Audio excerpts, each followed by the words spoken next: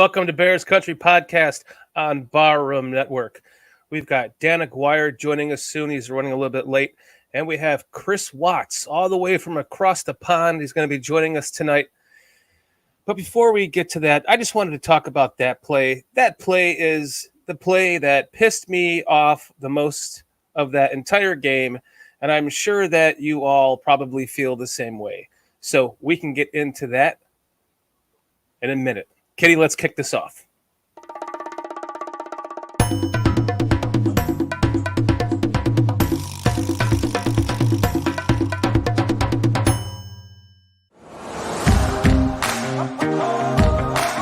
Bears Country. Where is it? It's in your man cave. Your home. Your car. Your local bar. Your city. State. It's across the world.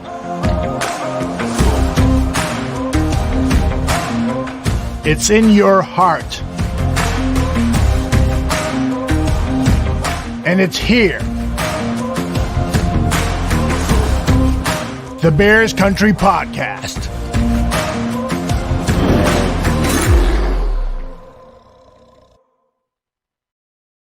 Everyone thought we were going to get our ass kicked in this game. It looked like we were going to get our ass kicked in this game in the beginning of it when we were down 21-3. But the Bears came back and they made a game of it. And it came all the way down to that last play when the Bears were driving the ball, and it looked like Justin Fields was going to get that comeback game that he deserves. And it got washed away with a double agent wide receiver from the Minnesota Vikings who decided to give the ball back to them so that they could win the game. That's how I'm taking it. So I think we need to immediately cut Amir Smith-Marset. He already had another mishap in the game that cost Justin Fields 60-something yard touchdown run. So, I don't know. I'm not saying, cut the guy. I'm just kidding. But it's what an unfortunate mishap in your first game of real game action. And you have that end up happening to you. You have a block in the back on a long Justin Fields touchdown run. You have a strip fumble to end the game with plenty of time left with them to win it.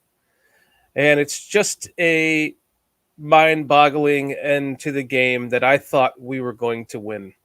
At the end there, I really thought we were going to come back and win that game. Well, we have Dan Aguire is going to be joining us here shortly, and he's running a little bit late. So we also have our guest, Chris Watts, from across the pond.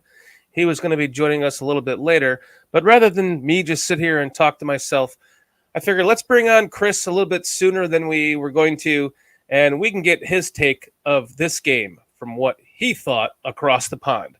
So let's bring on Chris Watts. Can you give me an accent? Can you talk like me? Can I talk like you? I don't know. Yeah. Can I talk like you, Dan? There you go. Oh, you got it. Yeah, Dan.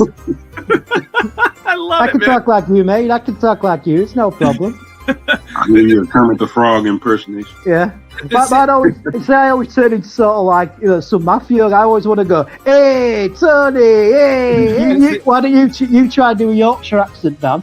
Well, I was going to say, whenever I get around, like people talking with an accent like this, I just can't help myself but to talk like them. I could literally sit here and talk to you like this all day. Wow, that was more like a Cockney sort of London accent going on there, mate. You were a bit like Mary Poppins. That guy's a fucking wanker, mate.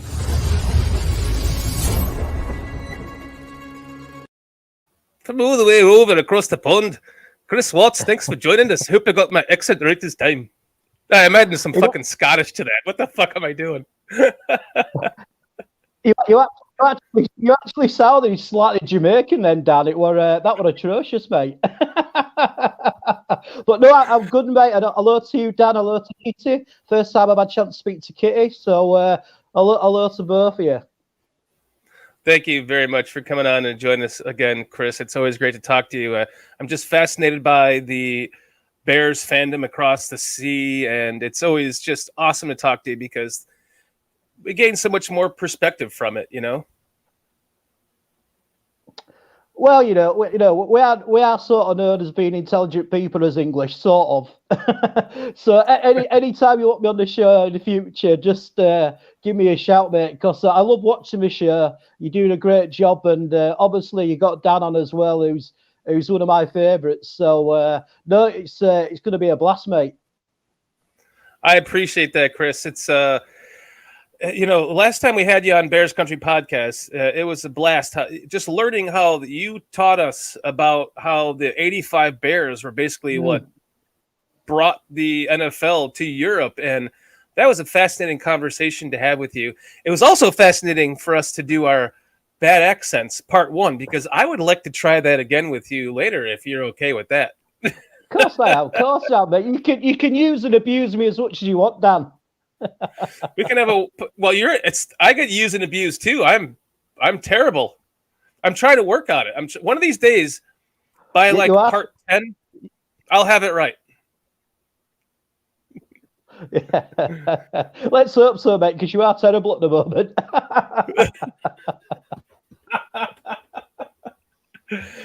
So, Chris, yesterday's game, I mean, I think pretty much the majority of us thought we were going to lose that game. And I think the majority of us probably thought we were going to win that or lose that game by a lot more. It wasn't going to be as exciting a game as it ended up turning into. What do you think about the game? I felt exactly like you just described, really, Dan. I mean, especially after the first half, I was thinking, this is a regression rather than moving forward. When we were down 21-3 and Kirk Cousins had broken the Minnesota's passing record for completed consecutive passes. I think he got 17. And apart from that Mooney catch in the first half, I was there with my head in my hands going, what the fuck is going on? But then the second half, they must have made some serious adjustments at second half. And Justin Fields, that's the best I've ever seen him play in a Chicago Bears uniform. He just looked like the light just sort of flicked on, and he was an absolute monster in the second half. So I was so sort of happy for him, but obviously I was gutted that we lost. And obviously that number 17 cost us the game, really. I mean, it cost us that touchdown by Fields, and then at the end when he didn't go out of bounds, where he could have easily gone out of bounds, and there was about a minute left on the clock as well. I was absolutely gutted. But to say we came back from such a large deficit to nearly winning a game, and at one point we was in the lead as well, I was absolutely well proud of the team. I'm not one of these people who sort of gives that award just for turning up, but I just think it showed a lot of character of the team. And Justin Fields, he just looked so poised in the second half, and the play calling was a lot better for him. They weren't leaving him with massive third and longs to try and do an exceptional pass.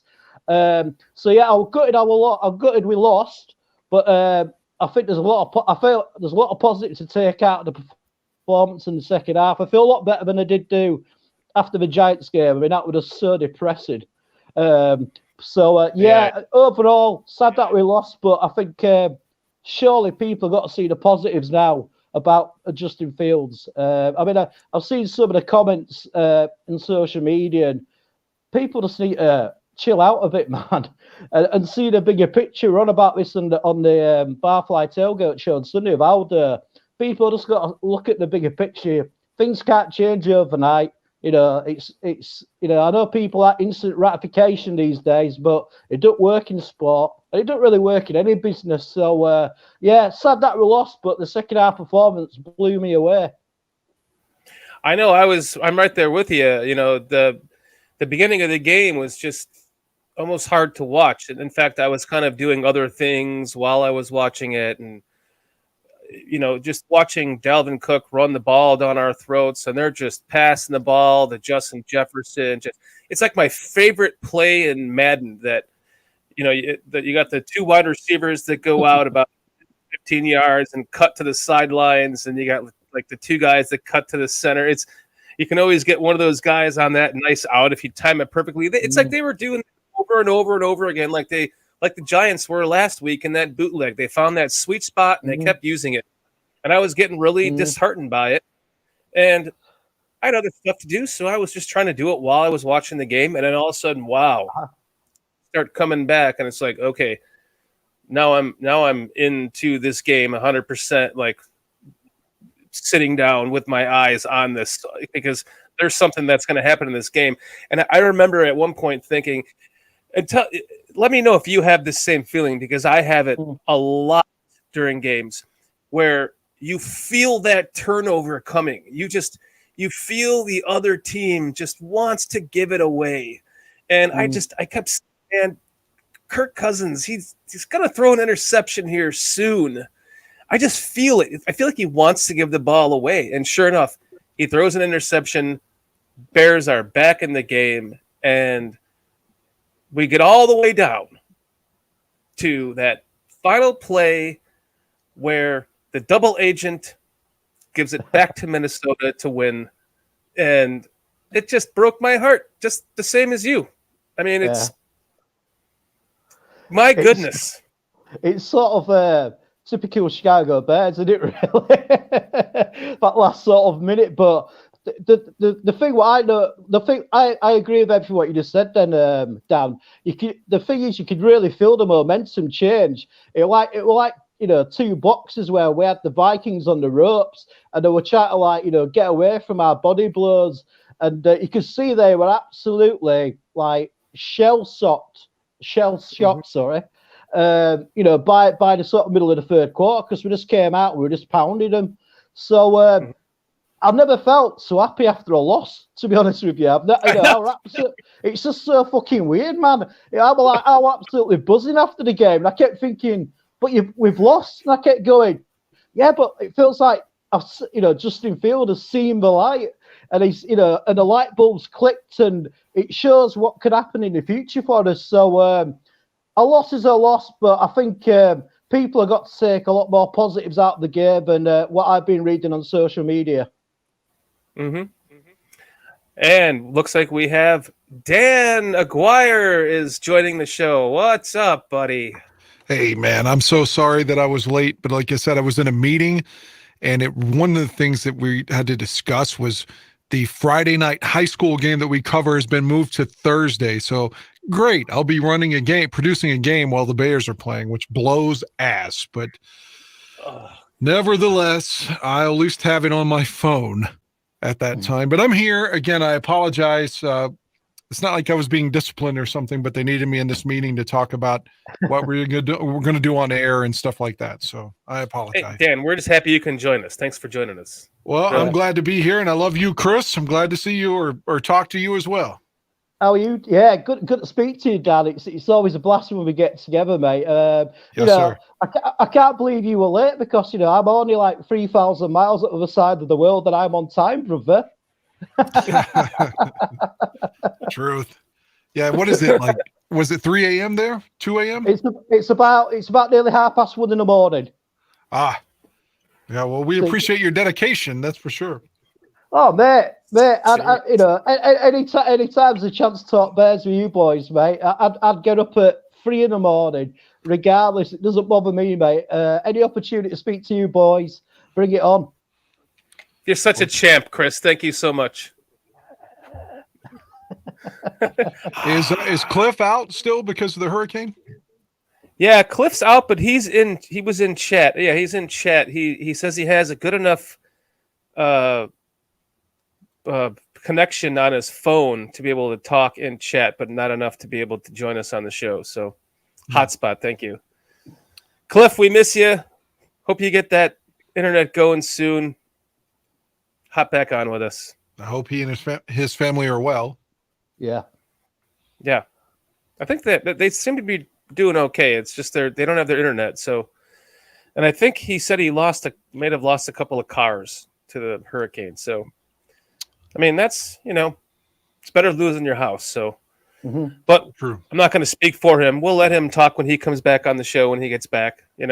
Cliff, we miss you. We can't wait for you to come back on the show with your Cliff Notes. We're not. In fact, I didn't even attempt to do the Cliff Notes tonight because I was just too busy doing other things.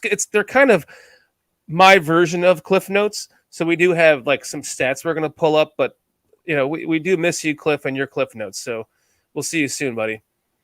Dan, we were just talking about that. I mean, the game was going. The beginning of the game seemed like the same old, and then that second half defense took over again, and they didn't allow that first touchdown until the very end of the game, and it seemed like we were going to come back and win that game. The momentum felt that way, and we were just talking about. Have you ever had this, Dan, where you just feel that they're going to turn the ball over soon kind of feeling? I had that myself in the game. Like, Cousins is going to throw an interception soon. They're going to fumble. Something's going to happen. We're going to get this ball back. I feel that. Do you ever feel that, Dan? Yeah, it was the complete opposite of the New York game the week before, where you just had this feeling, this frustration that nothing we were doing was working. And we had no momentum at all. And it just felt like, God, we're not going to win this game. And you keep thinking something's going to happen. There's got to be a chance for us to win this game because the Giants aren't any good. But then again, they're 4-1 now and they've beaten Green Bay.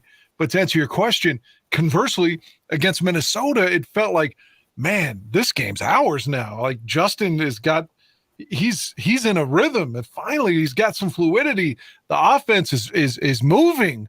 We just need the defense to get one stop, just one fucking stop. Come on.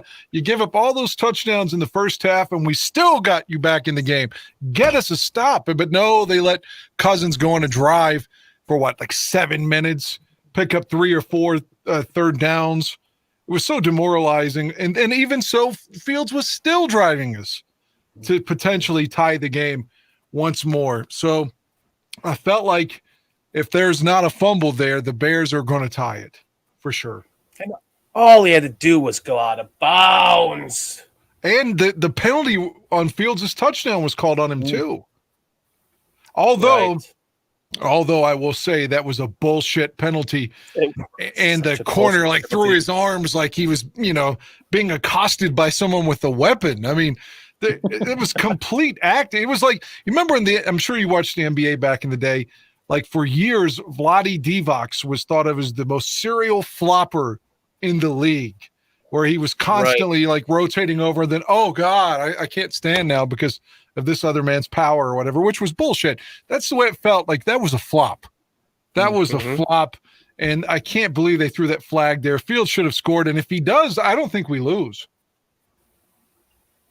I don't think we lose either.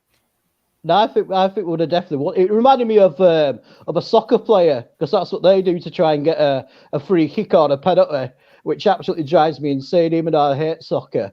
And I think you're dead right, Dan. I mean, that dude basically cost us the game, I think. I think if that touchdown would have stood with Fields, I think we had him on the ropes then, and it would have been a matter of finishing the job then. So yeah, I just feel exactly like you two boys. I was so gutted, but like I said it's really hard because you both called Dan, so I'm gonna have to say Mr. Shorty and Dan, aren't I? So Mr. Shorty and myself were chatting before, and I don't think I've ever felt so happy after a loss, because it was sort of like you just said, Dan. It was like, compared to last week's game against the Giants, it was so frustrating and miserable to watch. But this time, with the comeback in the second half, I felt a lot more positive after that. Right, at least you had some hope at the end of the game there, and you didn't get that in the Giants game, and then the hope is just dashed by just this. Oh, God, it happened so quickly that I kept thinking, is there a chance his knee was down? Show the replay. I'm not sure that it's over yet. And damn, I mean, if he had held on until a half more second, he would have been down. And even if they had back to the touchdown that Justin Fields ran into the end zone and they called the penalty on Marset. If that touchdown stood, and even if the Giants did score again, the Bears would have been just trying to get into field goal position. And maybe that would have caused Marset to actually run out of bounds. I don't know. Maybe they told him to not run out of bounds. You know what I think that was? Press conference. I don't want to try to speak for him, but that's exactly what I'm going to do. I'm going to try to speak for him. That's his former team, man. They cut him, and he did well. He did okay last year. I mean, he had a game against the Bears where he did superbly. I think the kid's just trying to make a play. He's like, you're thinking I'm going out of bounds, or I'm going to move this cut. I'm going to cut on you, and I'm going to go all the way. I think he's just trying too hard, and I know it looks so bad when you combine that with the penalty. But again, I thought that was a flop too. So I'm not trying to give him a pass, but at the same time, I don't want him cut. Like if you told me Dante Pettis was cut today, I would cheer that. I mean, the guy's dropped like 12 straight passes since catching the one touchdown against San Francisco. Right. He's a bum. Yeah. I mean, I'd cut him today. He is a bum.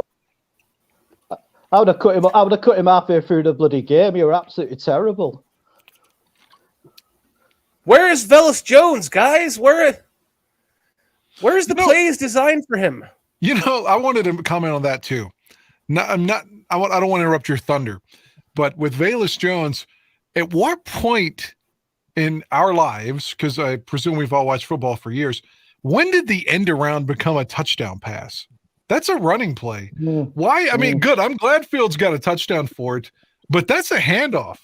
Why is that a pass? Like, what year did that become a pass? That's a fucking end around. Is it just because he flicked the ball into the air as he was coming to it?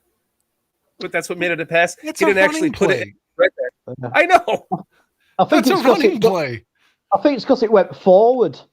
The ball went forward in a sort of pass. So I think that's why they call it a pass. But I'm with you, Dan, on that one. I mean, it's a running play. It's just basically a handoff, isn't it, really? Yeah, I mean, it feels like to me going back 30 plus years, but if that's Jim McMahon handing the ball to Dennis Gentry on an end around, they're calling that a running play. But I don't know what year, but that came a pass. But I was glad to see Velus Jones get something positive to, he had that fumble that cost us the Giants game in theory. So it's good he had his head up and scored, got his first touchdown, something positive, something to build on is what I'm trying to say. But yeah, I mean, if Pettis says, even if he's not released, how in the fuck aren't you putting Harry in there this week or Velus Jones? Like he's got to be the last man. I wouldn't even have him active Thursday. No, I mean, if they put Harry in this week, I would imagine that he would probably not be active. I mean, you're right. The dropped passes have just been ridiculous. I mean, come on, man. How many more passes would? No, yeah, go ahead. I was waiting because of the delay, Chris. Yeah, actually, sometimes because it's me, people can't actually tell if it's a delay or it's just me being really slow. But I mean, obviously we can't cut him because we're so much sort of down on numbers on the wide receiver. But that guy sucks, man. I hate calling people a bum and because he's a professional player, but that fucker sucks. It sucks as bad as his hairstyle, man, which is terrible. So, coming from me with a fucking bush on my head, but no, that guy to me, I'm with you, Dan. Really, I wouldn't have him on the active roster on Thursday if we've got enough players. I think that might sort of get him, get into the jug machine and learning how to catch him. And also as well, I think he needs to man up a bit. Because a lot of the passes to him were ones where you were going to get sort of a hit by maybe a linebacker or a safety. And I think he just needs to man up because he was sort of looking for his contact before he caught the ball.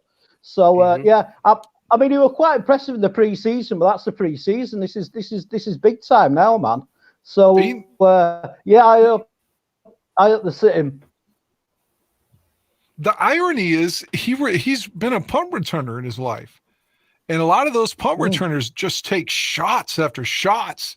So if he's been effective returning punts, which is basically catching a football when you know 7 guys are about to hit you, and he catches the ball then, but like you said, wide open and a button hook, then he can't catch it. It's just maddening. Like, how can you catch it when it's so many more bodies around you and the shit's like right in your face, but a simple catch you can't make? I remember the Niners game, that pass that the pass that kind of broke down and he was wide open. I remember thinking at the time, like, wow, that's a play that's so wide open. He could almost drop it, And I'm surprised he didn't now after all the other drops we've seen. Yeah. Or how many times would you see a Bears quarterback not make that throw? Like underthrow it or overthrow it, like the receiver wide open. Right. Trubisky puts that out of bounds. Exactly, over his head. Oh, he missed it. Just barely. But, dude, how about the probably ESP award play of the year on that Darnell Mooney catch? That was a fucking what's his name from the Giants type of catch. Yeah, Beckham.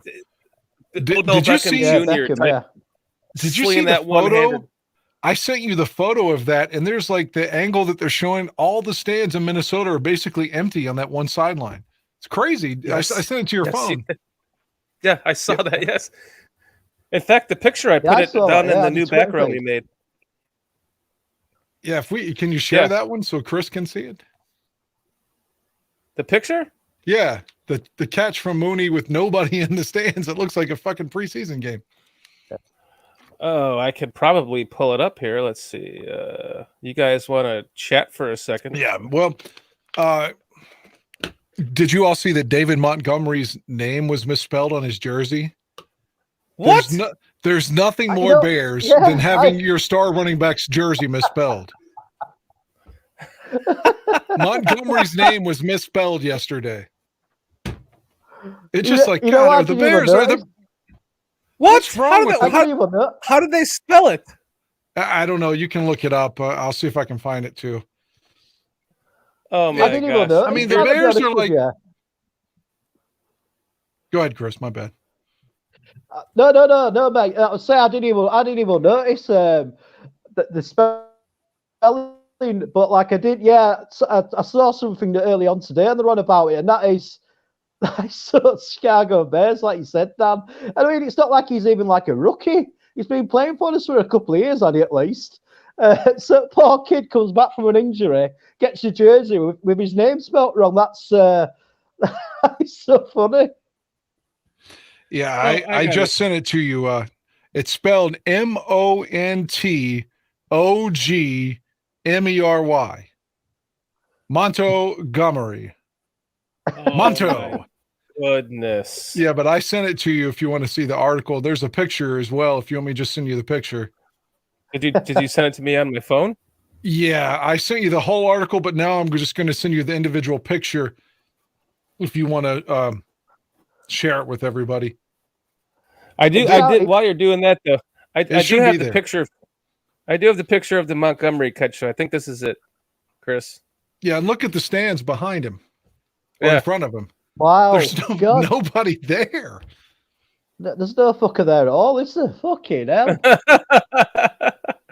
Maybe they're all getting food. Maybe, yeah. Maybe they try to get away from that annoying horn, what they bell out every time Minnesota get a first down. That's so fucking annoying, man. I sent you David Montgomery's picture too. If you Montgomery sounds like a 1980s family saloon car to me. Yeah. There's nothing more Bears than misspelling your own player's jersey. Oh my goodness. Like, how do you do it? Somebody's got to be fired for that. I mean, somebody's got to be fired. Goodness. Could you imagine any other team that does that? No one else does that but the Bears. Can you imagine picking up the jersey to put it on? Like, what the fuck, guys? If I'm David Montgomery, I'm telling my agent, just get me out of here. Fuck it. They can't even spell my name right, and I'm in my 4th season. These idiots. Didn't the head equipment manager pass away though?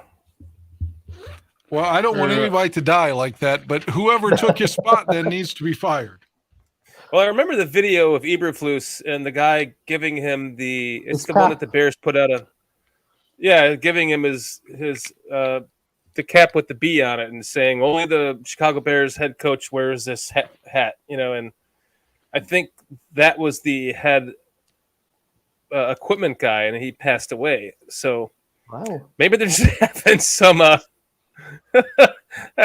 That's unacceptable. I don't even know how to. It is. It's completely unacceptable. It just makes us look like idiots, man. I mean, even us as fans, why are we following this team where they can't spell their names right? Mm-hmm. Wow. And then, like yesterday, I thought I also used the line, God, there's nothing more Bears than this, to come out the first play of the game and not have enough players on the field. Like, what the fuck is happening? Yeah. Yeah, I thought Very exactly. first play of the game. Yeah, I thought exactly the same. Dan, I was like, what the fuck? Like, this is the first, you're supposed to have like 10 scripted plays and you can't get the, the right number of players on the pitch to actually do it. And I just thought this is not looking good. This could be a bad omen. Because it's quite funny, Dan, because I remember last week when you were last on the outdoor show, Dan, and you were on about like your superstitions about not showering and shaving. Well, I'm getting like that now. Like I'm starting to wear like the same shorts every week and the same Fields jersey, and I think you've got into my head somehow, and like doing the same routine in the Sunday morning before the tailgate show. So the older I get, and the more I hear you, Dan, the more superstitious I'm getting, brother. Well, I can tell you yesterday, I didn't shave or shower before the game. I waited till after. And I wore a Walter Payton jersey instead of Fields, and we still lost. So. Oh, man. You'd have thought with the power of the sweetness, we would have won. Yeah, that's what I was like. Maybe this 1983 Walter Payton jersey is going to help me. But it did not. It obviously did not. But it helped Fields, apparently. Yeah, I'm like that. Because Justin looked solid, man. As soon as he completed that ball to Mooney, it's like he was like, okay, I know how to play quarterback. Fuck all these guys criticizing me. Mm-hmm. I'm down in Florida, and there's this great Chicago food place down here, and I thought if I have a Italian beef for lunch, that'll get the win for the game, because normally I have an Italian beef for lunch, in Illinois, and I went there and had my Italian beef for lunch, and they didn't win the game, so I guess I won't do that next time. I read someone put a comment in the chat group. But one of you, while we're talking, if you don't mind me backtracking, someone said that the Thursday night game is replayed on NFL Network. Is that correct? After the game? I have no idea, mate. Someone said in the chat group that the Thursday night game will be replayed after the game on NFL Network. See it right there. It is. NFL Network is replaying the Bears game. Gives you a chance to look at individual play. The D-line is rough to watch. He's a rookie, but not okay. Really? So they're playing it on Amazon, and then they're replaying on NFL Network right when it's done? I hope that that's the case, so then I can really watch it for real after the game then. So, well, if you can't, I can hook you up with that. It's a shot. Like, sorry to put in, mate. I know, terribly rude. You're on about having your Italian beef. When you went back to Illinois to see the first game, little short videos of your favourite places to eat. And I just kept thinking, next time I see Mr. Shorty, when he's back home, he's going to be like 25 stone or 300 pounds, because he's just been eating all this fantastic Chicago food. I know. I thought the same thing, Chris, but the key to that is I just fast. So that was like my only meal of the day. Yeah. I might eat one little thing later on, but that was like my main meal of the day. It was kind of a pain in the ass because I had to drive, 30, 40 minutes everywhere to get every one of those different meals I was eating. They weren't all right in the area I was staying. So yeah, that was a lot of fun doing that, because there's good food back home. There really is. That was really cool for me, because obviously, I've never been to Chicago, and I always heard about the great food and the location. So it was really good for me to see that. But yeah, I thought Dan's either going to have an heart attack due to the overeating of the meat, or you're going to come back and you're going to look like William Perry in the fridge or something. You know what I mean? You look good on it anyway, Mr. Shorty. Anyway, you look good on it. So it obviously worked what you were doing. No, I appreciate that, Chris. I was wondering the same thing. Like normally when I go home, I gain 10 pounds from all the food, but this time I just tried to make sure because I knew I was doing all those different shorts for it. So I had to just make sure I didn't eat 12 to 14 hours in between each meal, just to kind of help keep myself from not getting overweight, like too much overweight. Sorry to diverge there. Although you go back down to Georgia and you sweat it all off anyway, so you just a couple of hours in the yard and you sweat it off. It's cool. Crazy. I'm glad you enjoyed that though, because really, it's if you've never had an Italian beef. I know we talked about this, Chris, and you just said it, but oh my goodness, you have to look up online to see if you can order Portillo's from where you live. And they don't do international shipping, unfortunately. So I was going to order some. So that's a bit of a downer, but I am going to try and get to Chicago next year. So I will visit all the good food joints and check it all out. But yeah, sorry to take us on a little bit of a slant from the game there. Sorry. And when you do, keep in touch. I'll try to go home and meet you so we can go out to some of those places together. That'd be a lot of fun. Oh, that'd be awesome. Make a few videos as well. That'd be really cool. You got to try to catch a game too. Oh, definitely, mate. Definitely. That's the fantasy. What I keep thinking about every week is get your arse into gear and start saving up some money and because it's like Aldo said I can stay at his for a few days, so that'd be really cool. And if I could do it, so like I don't know if Dan's going to get. I know Dan's going to 2 games this year. It'd be cool. It'd be absolutely awesome to meet Dan in person. That'd be really cool as well. So it'd be nice if we could all organise a bit of a big gathering and get to a game and then go for a drink after. Absolutely, that's what we're doing this for the Dolphins game. So I'm we so can jealous. recreate that again. Oh, me too. I'm jealous for us. It's going to be fun. But so, guys, I have some stats pulled up here. I took a little time making them, so I might as well pull them up while we talk. So,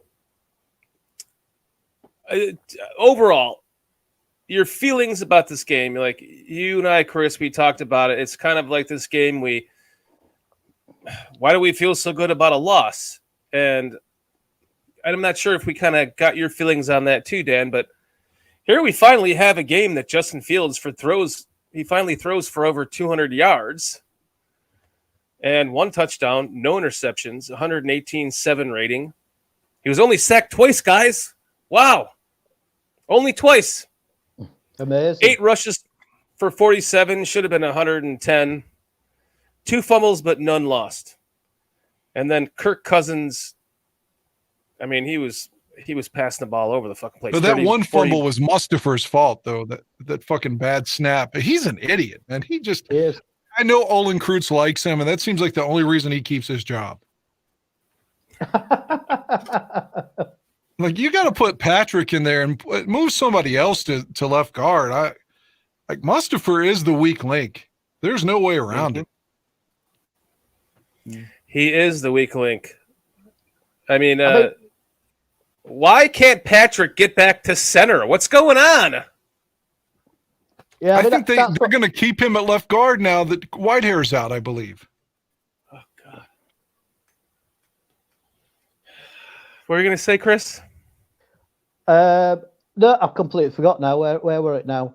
Yeah, I mean, the thing as well is the surely can't still be saying his hand is still, still injured on his hand, so he can't snap the ball. If you're playing a game where in his position you're always going up with your hands to do some blocking, I just don't get it. And Patrick has struggled a bit as well in left guard. I mean, he played better, against the Vikings, but against the Giants, who were terrible.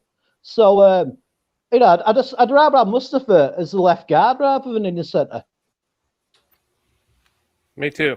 I had a friend that once had surgery on her hand, and the nerves never really took, and her hand was never the same after that. And so I wonder if he's having some kind of nerve damage issue from the surgery or something, because it seems to me that with as much time as he's missed, he should be back on the field by now at center. I mean, I don't know.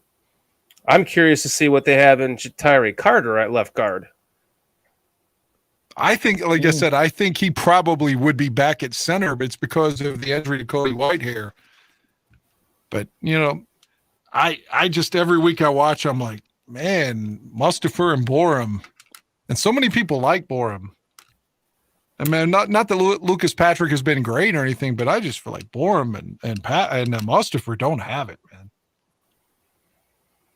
Yeah, I'm not sure how I feel about Borum yet either. And Mustafa is definitely having some issues. They must not want to play him at left guard. I mean, if that's the case, if they're keeping him at center and they're putting Patrick at left guard, what's with the hesitance to maybe swap those two if he can play center, if Patrick can play center? Maybe Mustafa's that bad at left guard. Maybe he is. God. Maybe he's a revolving door too. We got some more stats here. So Darnell Mooney, 2 catches, 52 yards. Montgomery, 4 catches, 62 yards, long of 30. Cole Kmet's getting more involved.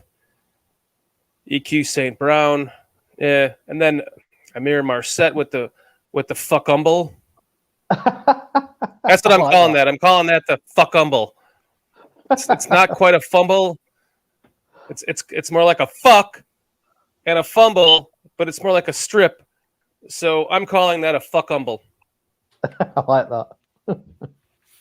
Yeah. Then, go ahead. No, then of course Velus Jones finally getting his touchdown with his one reception. By the way, he said that he likes to foreshadow things and kind of think about them and bring them into fruition just through like thought. And he said that he thought that he saw that his first catch for a touchdown would be in this game, and it would be his very first catch would be a touchdown. And even though that's not really considered a catch like we talked about, it still, I guess, is a catch. And his foreshadowing was correct, so I got to give him that. And maybe we're being too hard on Mustafa and everybody as opposed to trying to dissect the defense right now. Or maybe it's Alan Williams. I don't like, why are you playing off on the corners when Jefferson is just beating you to death? Like, come up and do some bump and run. Something, make some adjustments. They did later in the game, but why do you wait till it's 21-3 to make an adjustment? No, you're right. Jalen Johnson's not that big of a difference maker that his mere presence on Sunday would have mitigated all of those touchdowns. So come on, man, push the corners up a little bit. And now it's like Robert Quinn has become Khalil Mack. Zeros on the stat line. Yeah, it's kind of what we were all worried about, though. That seems to be his pattern of his career. A lot of sacks one year, very little the next. Yeah, I mean, I agree with that, Mr. Shorty. I mean, me and Aldo were discussing at the Tailgate show, and, we were discussing, like, maybe they might trade him before the deadline, because he's getting pressure, but he's just not getting to the quarterback. So, I mean, I'd be quite happy to trade him, like near the, if we definitely know we're not going to be in the playoffs, then I'd be quite happy to trade him and get like a 3rd or a 4th round pick for him. I don't see us, maybe a 4th round pick, but I don't see them getting much for him at this point. I mean, if he was lighting it up in the sack chart, then they might be able to get a 3rd or a 4th for him. But do you think he's worth anything now? He's not producing really. There's no numbers that are jumping off the eye test even, so much less the stat chart. So I don't know. Interesting question. Dan, how do you feel about Robert Quinn? Robert Quinn, like I didn't expect it to be as much of a drop off. Like I didn't think he'd give 18 and a half sacks again. I still thought he'd get 10, like 9, 8, somewhere through there. Like he's doing nothing right now. And it feels like all of his pass rushes, at least when I see him, he's going so upfield and so far away from the quarterback. And then he's trying to cut back toward him, but he's going like his technique is too far away. And I mean, who am I to tell Robert Quinn about his technique? I mean, the whole time he was a linebacker with the Bears, he was saying that I'm a defensive end. I'd rather be in a 4-3. And now he's back in the 4-3 and playing defensive end. And like I said, it feels like every time he rushes, he goes past the quarterback and tries to come back toward him. And he's just so far out of the play that he can't catch up. He's also not getting any younger. So, I mean, what is he, 33? I think he's around that age, yeah. I think he's around that age. Yeah, so, I mean, normally a 33-year-old defensive end, you're looking at the bottom of his career. You're not really expecting much from then on out anyway. So, I don't know. I didn't really expect anything more than 8 sacks out of him this year. What does he have, 2? I think he's got 1. Yeah. I think he has 1. I think that's right, yeah. So, really, and Gibson's not getting any pressure either. Yeah, well, he had a sack the last game, didn't he? That was his only sack. The only sack of the game, I think, was Gibson. Well, it just felt like he was a player that was on the ascend, that he was going to potentially get 8, 9, 10 sacks this year. How many does he have? 1? 2? I think you're right there, Dan, yeah. He doesn't, let's see, he doesn't even have the sack. The 1 sack goes to Justin Jones. Yeah, you're right. I knew that too. I don't know why I didn't think about that, but I remember seeing that yesterday that, Justin Jones has got a sighting. All right. Right. He hasn't done much either. But look at that. Jalen Jones, 13 tackles and 9 solo. Kyler Gordon. I'm going to talk about that too. Kyler Gordon, he's getting better. He had a great open field tackle on somebody, and he grabbed their ankle yesterday. Which 2 in a row. Yeah, but that one was a hard tackle to make, the way he did it, and it was so effective, Mm-hmm. Eddie Jackson, 9 tackles. He's coming up. He's laying the wood too. Roquan Smith regresses with 8. Oh man, did you see the tackle he missed on Cook? I think it was Cook, or maybe Cook's backup, number 2, whatever that kid's name was, in the backfield, that could have forced them to punt on one of those big drives. Oh yeah. Yeah, I remember that. Yeah, and he burst through him. Kyler Gordon has been playing well, though. He's been getting better and better and better, and that's all you can ask for. It helps that it looks like they're kind of keeping him at one position, especially with Jalen Johnson out. So the kid's getting better, and for all the shit talking he was getting the first couple of games, with some of the mistakes he was making, I knew the kid would rebound because he's got the skills. I mean, he is so athletic and so just flexible.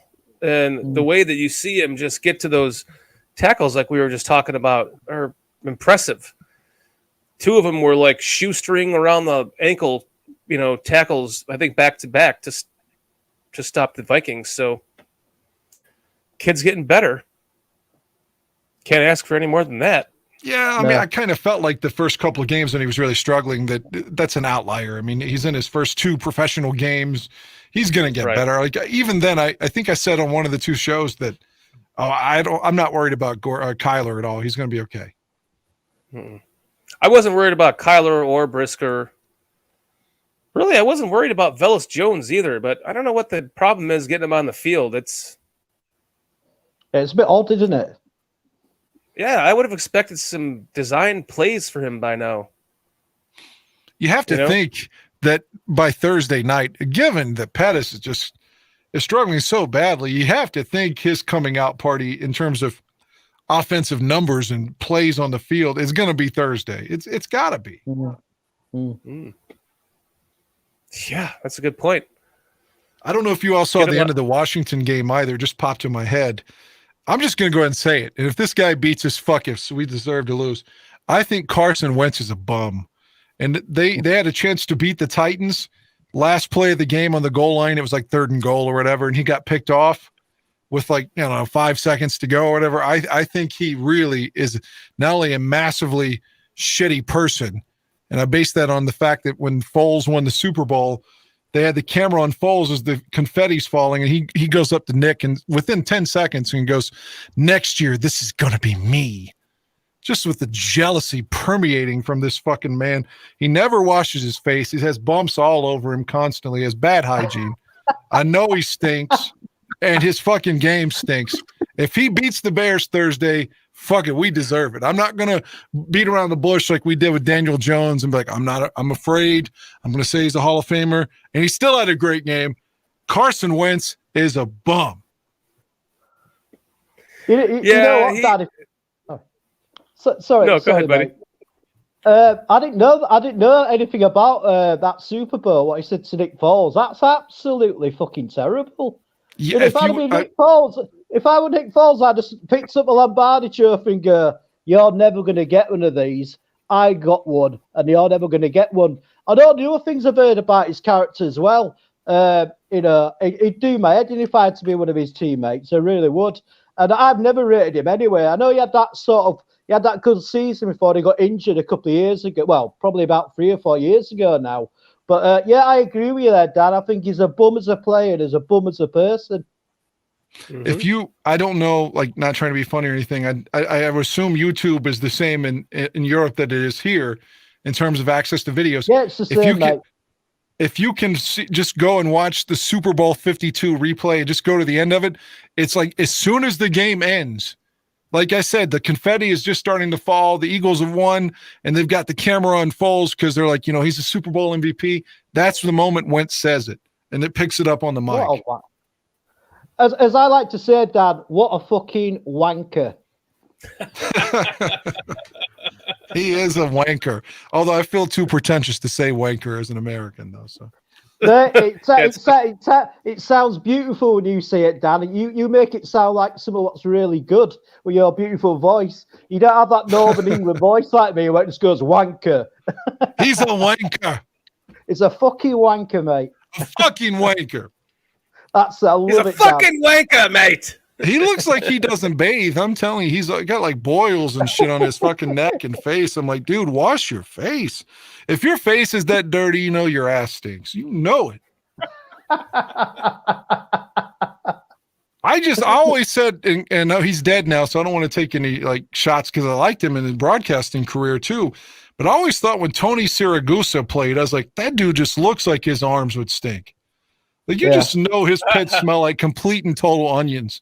So, I feel like Wentz would have the worst ball bag smell and butt smell. He's a skank, man. Yeah, he'd have that cheesy knob smell. He's got the same boils on his asshole. God.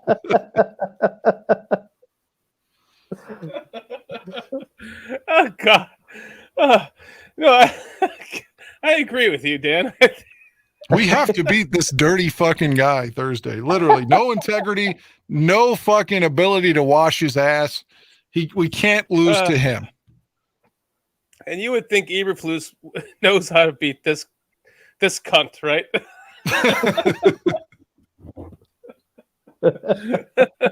Hey, did Chris? Have you ever seen a movie? It's actually, I was going to ask you, is "cunt" a word that's used a lot in England? Because Guy Ritchie directed this movie called The Gentleman, right?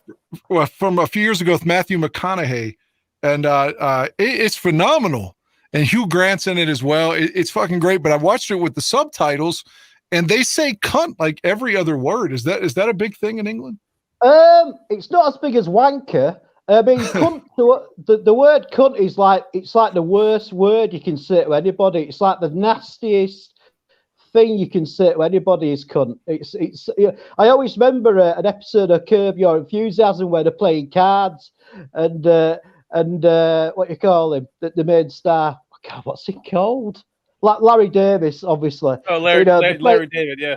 yeah, and they're playing cards, and this player won't go for, like, you know, he sort of chickens out of it, and he calls him a cunt, and like all the table just goes quiet, and that's what it is like over here. Oh man, it's like I don't know, it'd be like me, I don't know, slapping somebody's mum in front of them or something. It'd be terrible. So wait, what's worse, cunt or whacker? Cunt. Or By a long wanker, way. I mean. So cunt is worse than wanker. No, Yeah. yeah, and also Yeah. as well, like use the word fanny for backside.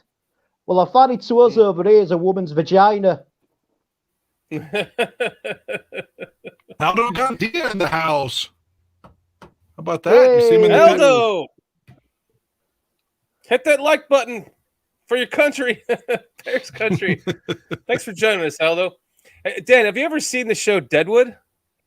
I saw it on when it was on HBO. It didn't stick out to me. It didn't make me want to watch it. I've seen an episode here or there. Have you seen that show, Chris? I haven't. No, I'm not a massive sort of TV, series guy. Really, it's too much commitment for me. When you know you got to watch about 18 shows in a season, it's too much. Oh commitment. no, this is way before that. This is back in like the early 2000s. It was on HBO. Right, and, right.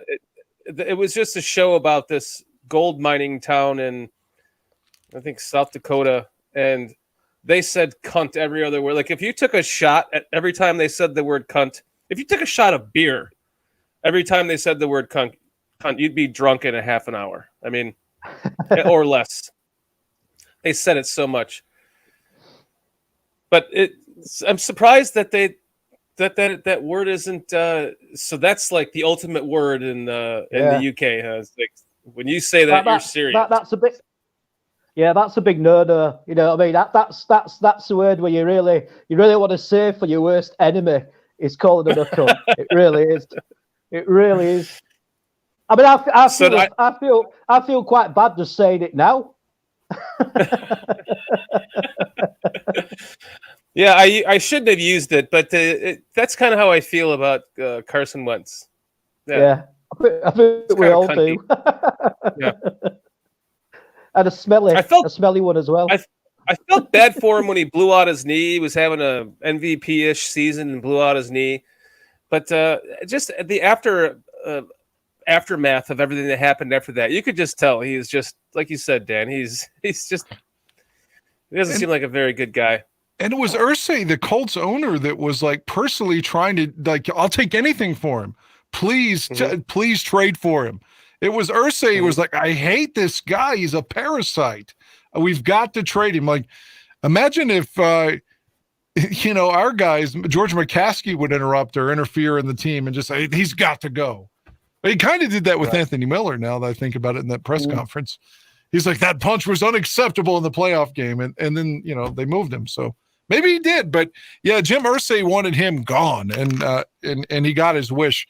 I just think Wentz is a bad teammate, definitely a guy that has no hygiene, and we can, but we should not lose. For years, we lost to the Redskins every time we played them, whether it was in Washington or Chicago. It was like 8 straight games we lost to them, including the playoffs. But they're not even the Redskins anymore. It's time to beat them. Well, I would like to know, like, your thoughts on this upcoming game. Like, what do you think with them, the both of us only having 4 days to prepare for this Thursday night game? Let's talk about that in just a moment. Kitty, let's come back right after this. We'll talk about that.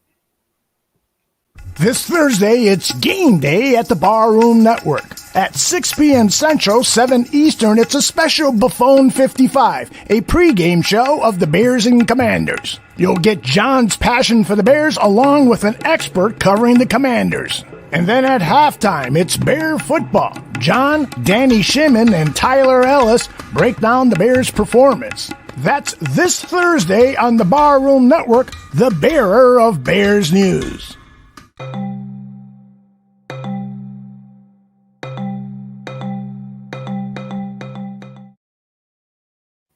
Do you guys feel that we have an advantage in this game because Eberflus has played, so many different practices against Carson Wentz? That should be an advantage, but you would have thought that Minnesota would have been tired yesterday from the jet lag in London, but obviously that didn't come into fruition. So, but yeah, you think he had one whole season to know this guy's weaknesses. That's got to help us a little bit. Plus, Alan Williams is tied to the Colts, and you got Muhammad that was a Colt, and wasn't Adams a Colt too? So you got a couple of guys that know him fairly well, and they're the team that has to travel this week. We got to sit at the crib and eat our own cooking and things like that. We being a Bear, like I'm one of the players, but you know what I'm saying? The Bears, it should be on a short week. It should behoove them to be at Soldier Field. Chris? It's got to give us an advantage because Alan was actually a coach at the Colts. It was quite a while, wasn't it? A defensive coach. So he'll know their philosophy inside out. So it's got to be a bonus for us, definitely. And I mean, I think they've already won one game anyway. So they're not like a team that's firing in all cylinders. So I mean, I'm expecting this could be a game where Justin Fields, from start to finish, played like he did in the second half against the Vikings. So yeah, I mean, I think this has got to be a win because this is a team where this is a sort of team and their level we've got to beat. We are better than them as a team, I think. Yeah, I think the coach knowing their system and knowing them inside out, it's got to be a massive plus for us. It kind of feels like that, doesn't it? The first few games of the season, I kind of talked about this, that they were just pounding the ball down their opponents' throats. And I felt like they were trying to build the running game to allow the passing game to kind of come to Fields. And I think that they might have, maybe the game plan called for them to throw the ball, more last week against the Vikings. But nonetheless, they still did it. And now you're starting to see the progression, I think, slowly build with the Justin Fields era, where he's starting to throw more balls. His completion percentage is getting better.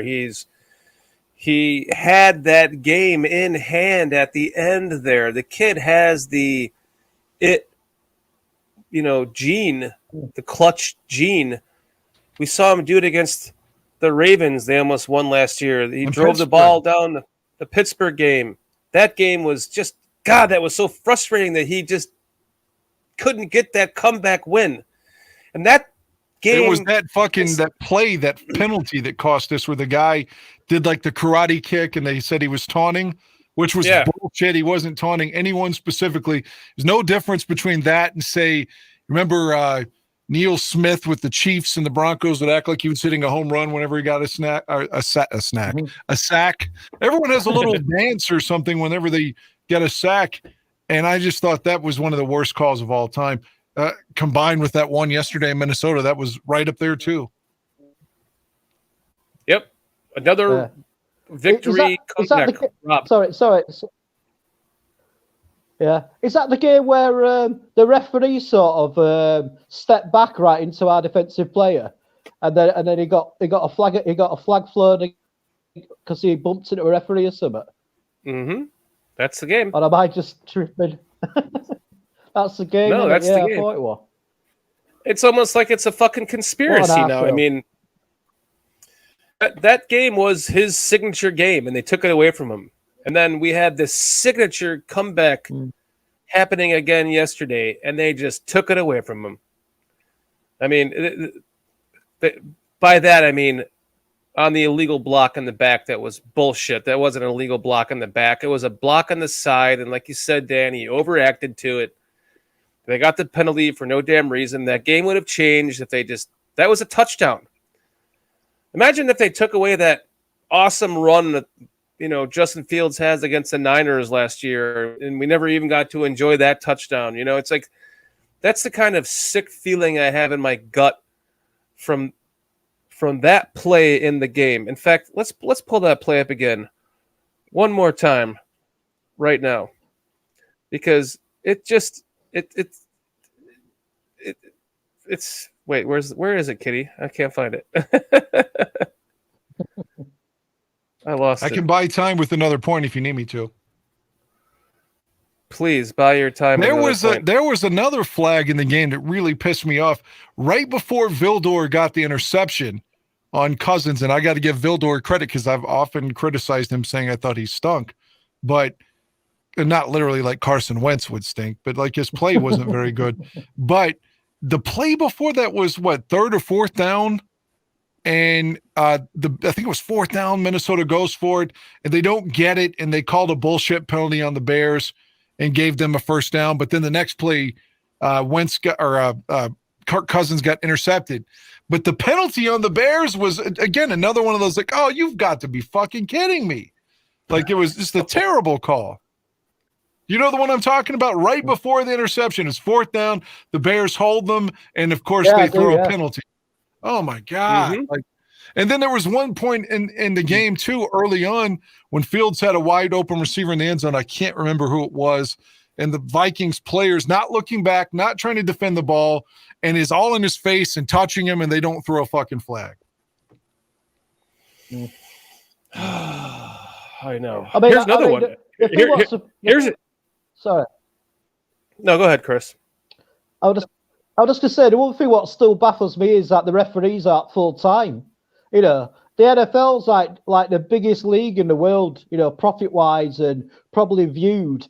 And we still have referees what have other jobs, you know. And I think really, they need to sort of make them full-time so we stop having these crappy calls all the time. Mm-hmm. Yeah, that's the one with Harrison Smith. That's it. The one on Mooney. Where he's not even trying to make a play for the ball. And you tell me if this is Chicago and Green Bay that flag isn't called on the Bears.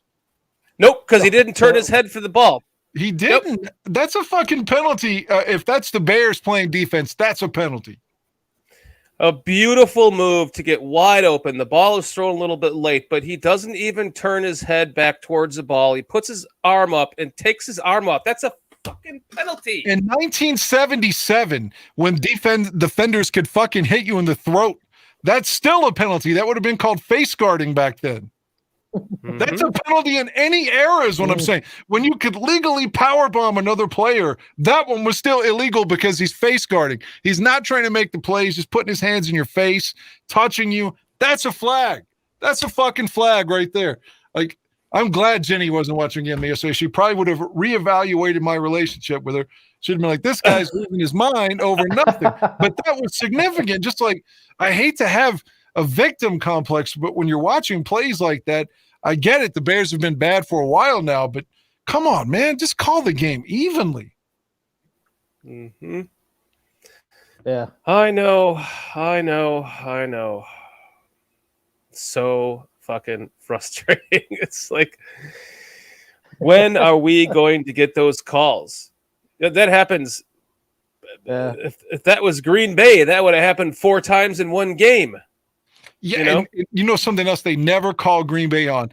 Whenever they throw like that little bubble screen and there's 3 receivers out there to start blocking for them, they always pick. They do an illegal pick, like an NBA pick, and they never call it, which is supposed to be illegal. When, again, the outside guy runs in and the inside guy runs out, and they do a pick, and they never call it. Or that little bubble screen when everyone's there holding, and they never call that one either. Every time Green Bay does that, they cheat, and they never get that fucking flag thrown on them. Yep. And Harrison Smith, my favorite Harrison Smith moment was, I know he intercepted Mitch in his first game or whatever on Monday night, but fuck him. Go back to 2015, even though we ended up losing the game. But at the end, before Bridgewater brought them back, Cutler threw his shoulder down and ran over that motherfucker in the end zone and scored. Ran over his ass and Harrison's supposed to be a big, tough safety. And Jay ran over him like he was playing fight with children. You got to go. Yes, I remember that. You don't remember it. It's magical. Yes, I remember that. I mean, he lowered his shoulder. It was like, boom. And like I said, ran him out of his fucking shoes. It was fantastic. This game was lost on a double. We lost this game because of a double agent, in my opinion.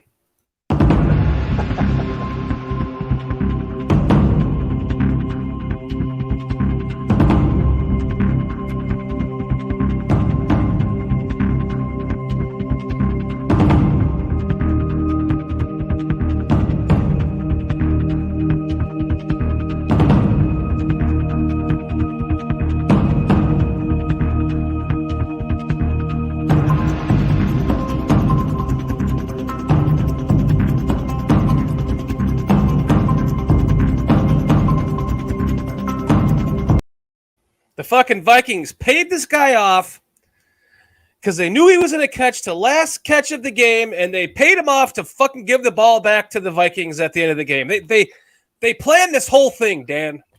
I can't go there. Again, I think even Marion Barber, the late Marion Barber's stupid play in Denver when he ran out of bounds when he wasn't supposed to. This is like the flip side of that. I think this kid's trying to make a play against his former teammates. I think what you're saying is in jest anyway, but no, I just think he's trying to make a play, and it's unfortunate that it came down to that. But the guy's just trying to make a play, man, trying to get more playing time, and it's terrible the way it played out. But again, he's trying to do something to help the Bears there, I think. Yeah, but I mean, the best thing to help the Bears would have been just to go out of bounds. I mean, I'm not saying he's a double agent. I'm just kidding. But I mean, why don't he run out of bounds? To me, he's just trying to make a play. I agree with you. He should have gone out of bounds. And we probably said that in real time. It's not like we waited a day to formulate that opinion. I mean, it's obvious you're trying to maintain the clock too. But I think he did like a little juke and then cut it back inside, which, again, it's not the right move. But if you put yourself in his cleats, maybe he's just trying to I can get free. I can juke this guy and I can go to the house. Maybe he's just trying to make a play, overly aggressive, in my opinion. Like Taurine Whitfield says, back-to-back losses on boneheaded plays. I mean, last week didn't really end on a boneheaded play, but what's that, Chris? I'll say it's quite surprising though that's the case, because one of the things about the new coaching staff is that they try to get discipline in the squad, and especially when it was the pre-season we had a low number of penalties, and we still have really throughout the season. So it's been quite surprising that the players been making these bonehead decisions. But I agree with Dan. I think the kid will just try to make the big play rather than use his head and go out of bounds. But he did cost us the game, fortunately. Yeah, it cost us the game. Two plays of his cost us the game. You could pick one of them. And I know he's just trying to make plays. And, we need him out there on the field to try to make plays. It's just unfortunate, It is what it is. I mean, that's what sport is, isn't it?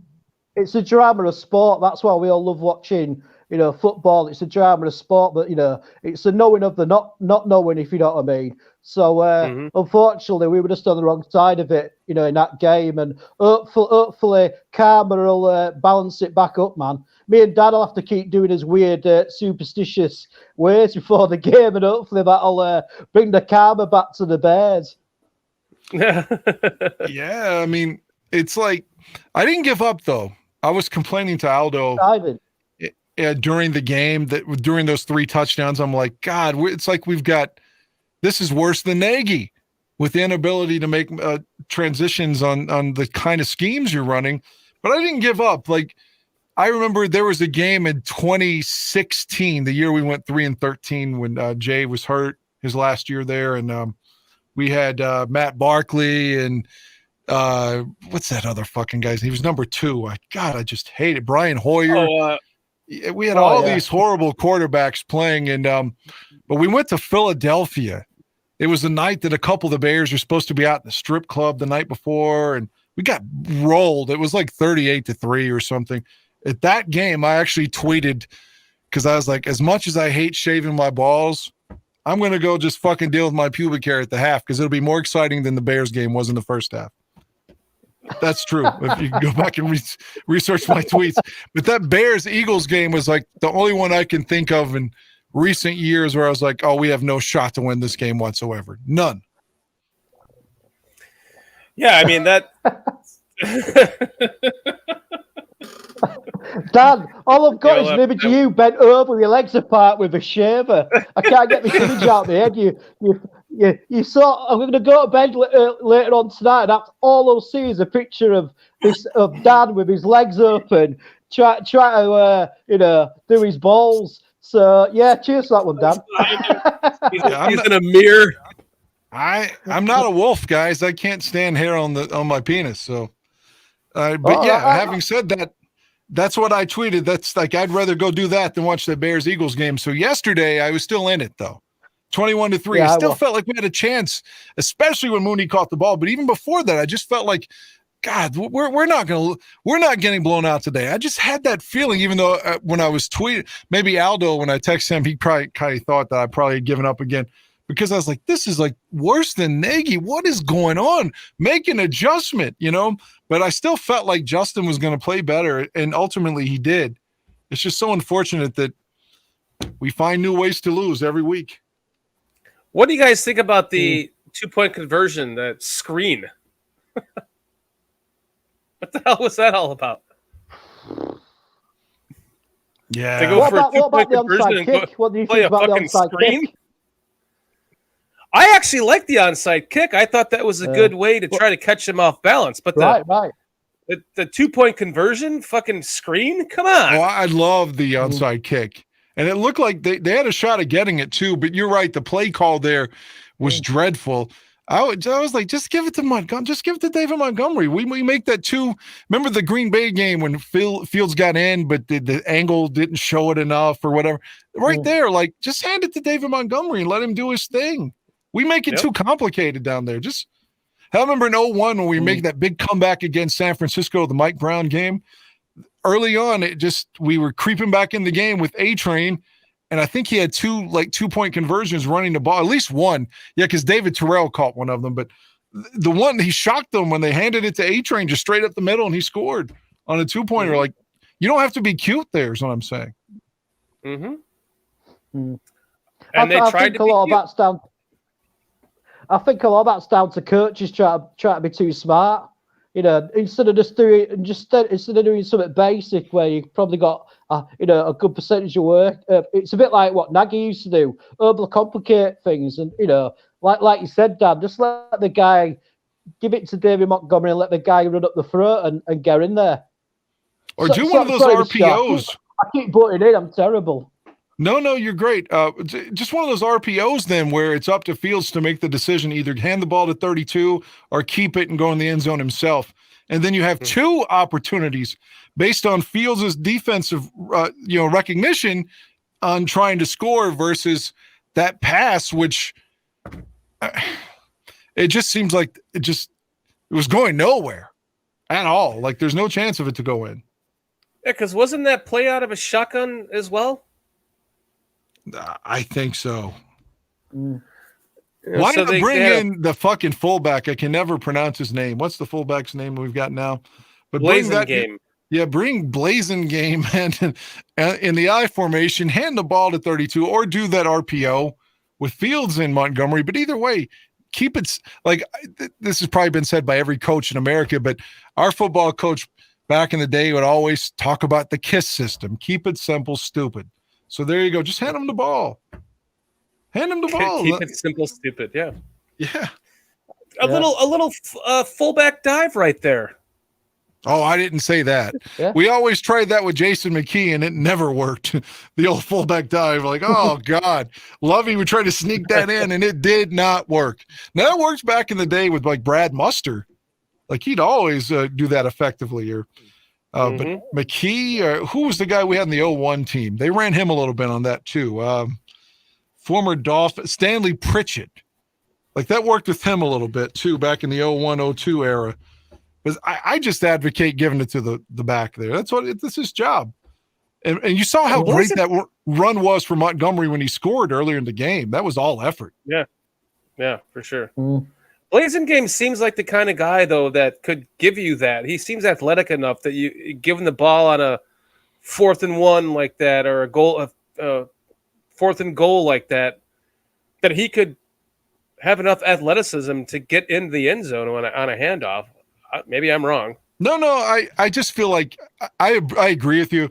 That just seems like one of the plays we would try and it would get blown up immediately. And then everyone would say, what are you doing handing the ball to him? You know, it just feels like that never works when the Bears do it, is what I'm trying to say. Well, it's better than, 2 opportunities almost back-to-back games, and you're going, shotgun out of that position. That's just, I don't know. No, I agree. Again, if you go back way back, if we're going back to the 80s, Matt's going to get in right there.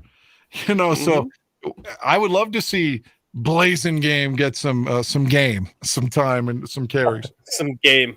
Matsui is a little bowling ball, though. I mean, he had that short center of gravity, those short legs. Yeah, I mean, just hell, pound that in there. Where he and Walter both, would get like fucking 20 carries. Yeah. Yeah, it's just that the goal line situations, the 2-point conversion situations, they need to be doing something. They seem to be doing things a little bit too cute, and I think they should be doing something a little bit less cute than that. Like you're saying, just go to the basics. Just get the ball in the fucking end zone. Stop trying to be cute on those plays. Yeah, I was reading. Go ahead, Chris. Oh, sorry, Dan. I mean, that's a bit like against oh my goodness, against the Texans when we got nearly 200 yards rushing it, like the most we rushed since 1984. And I was saying on the tailgate show that I couldn't give a shit if we run it 100 times in a game, as long as you win the game, whatever works. Use it. I mean? I think there's some sort of snobbery in the NFL about the run game. You know what I mean? And as a running back, well, not now, but when I was younger, I think it's just as important as the passing game. So I really don't understand why people don't get behind the running game. It's what football's based on, really. Yeah, I was going to say, people were saying in the chat room there that, and I forget who said it. I don't mean any disrespect and not attributing it to them, but that Montgomery still was hurt. He didn't have a lot of, burst yesterday, and that 25, he's not feeling well either. So then bring in Khalil Herbert on that 2-point conversion then. But that's just my opinion. I mean, I like the fact that they went for it. And I love the onside kick. I love that Eberflus was like, man, we've got a little bit of momentum. Let's catch them on their heels now. Neither play ended up working, but at least he wasn't afraid to try. Mm. Remember, the Saints won a Super Bowl that way. Literally caught the Colts napping and went onside to start the second half, and it turned that whole game. Yeah, and you're seeing here, like, we've been running the ball less. No, like we started off run heavy, and then we started to pass the ball a little bit more last week and run it a little bit.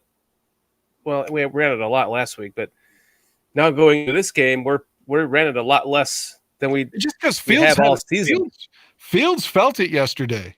And I think us watching the television, we felt that he felt it, like tangibly or intangibly, rather. We knew he had some momentum, and I think the coaches were like, fuck it, let's ride his hot hand right now, especially if Montgomery's not 100% like they were intimating in the chat room. Well, let's just lean on number one, because he's got it right now, and he did.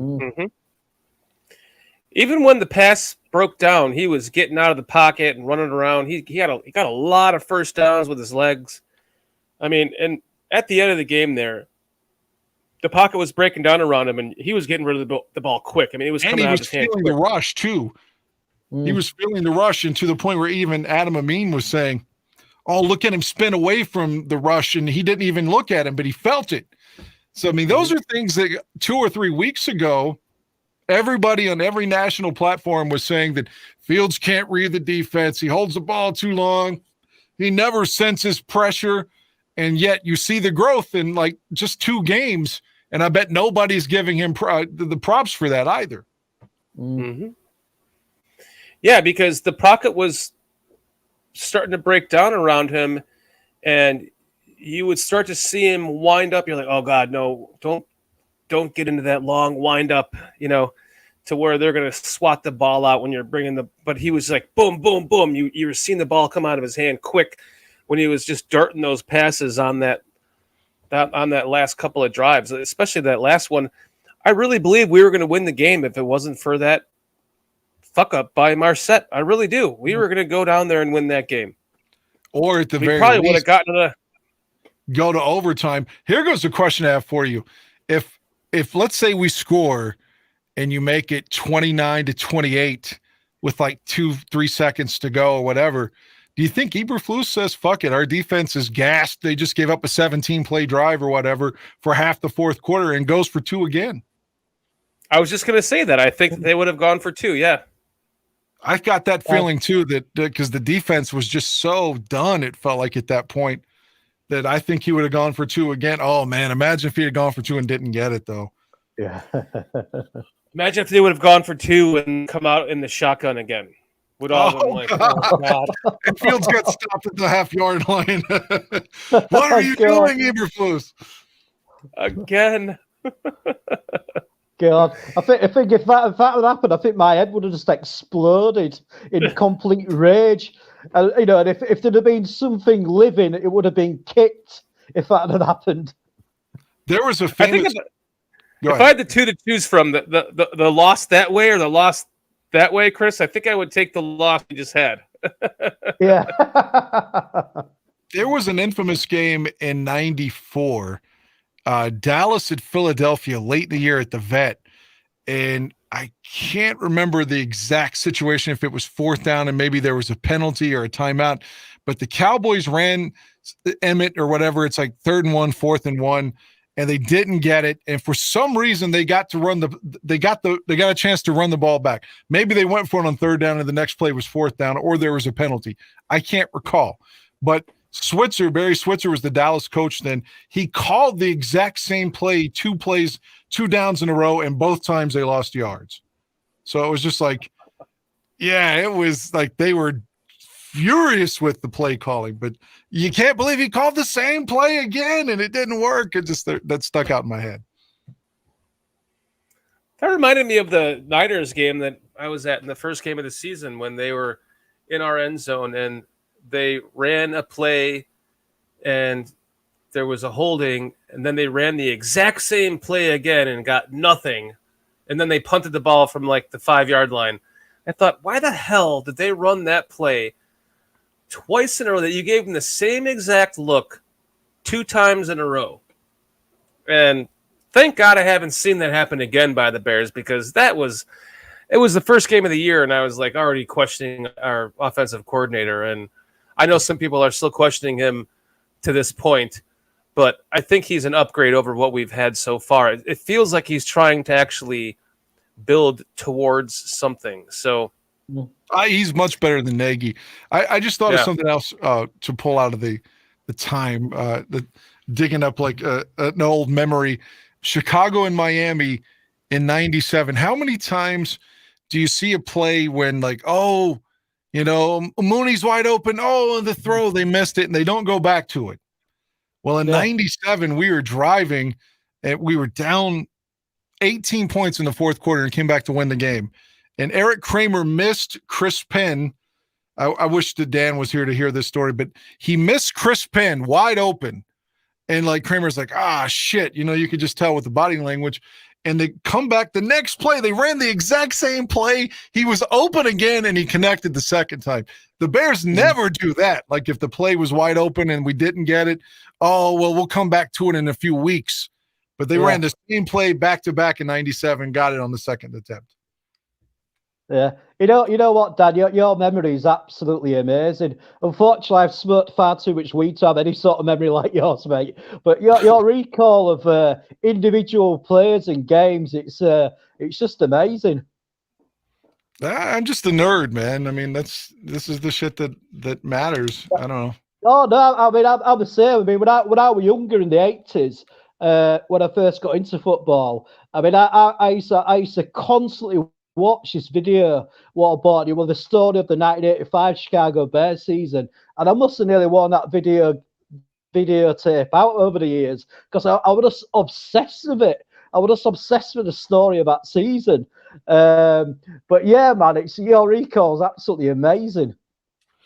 Well, there was another guy from Europe that was trying to hit me up for games. If we didn't have the problem with shit, we're region 1, you're region 2, and if the shit would be compatible, I'd hook you up with games. The same thing with Heidi, where she's in Mexico. It's not compatible either. Right. I can't. Otherwise, I would send you a bunch of old games, but it won't play for you. Yeah. I mean, and I never got a DVD player these days anyway, because everything what I use is streaming now. So I never got a DVD player, but that's a shame, man, because that would have been awesome. I mean, I do go on YouTube and try and find some like old Bear games and stuff like that. 'Cause I just like watching football from the 1980s. There's one YouTube channel. It's got loads of vintage NFL games on it. And I just love watching 1980s football. So it just brings back really good memories for me, being a kid. And I mean, all we had in the UK at the time was just a 1 hour highlight show. That's all we had a week. And we never, the only time we got to see a full game was maybe the playoffs and obviously the Super Bowl. So, when I see stuff from the 80s, mate, gives me a good feeling, man. I love watching those old NFL Network films with the old the voice and the Raiders. The music. Well, Dan, while you were gone, I wanted to make a point to you, and then I'm going to go pee too. So, but I've drunk 3 waters since we started here. So, I was talking about how, the Bears, let's say you miss a wide open receiver, they won't come back to that play again until at least the second half or something.